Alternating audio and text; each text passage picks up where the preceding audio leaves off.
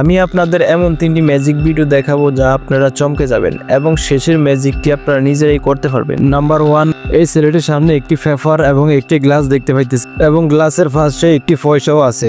সে যখন গ্লাসটিকে পয়সাটির উপরে রাখে কিছুক্ষণ পরে আমরা দেখতে পাই গ্লাসটি পুরোটাই উঠালে পয়সাটি গায়েব হয়ে যায়। নাম্বার 2, এই ছেলেটি চুরি করে জিমের ভিতরে ঢুকে অকাণ্ড ঘটিয়ে ফেলে। এই ছেলেটি 5 কেজি একটা পাথর এটিকে হাতের ইশারা হাওয়াতে ভাসাতে থাকে, যা আশেপাশের লোকেরা দেখে অবাক হয়ে যায় যেটা কি করে সম্ভব। নাম্বার 3, লাইক, সাবস্ক্রাইব এবং রিমিক্স অপশনে ক্লিক করলেই সাউন্ড অপশনে ক্লিক করলে আপনারা যাতে দেখতে পাবেন।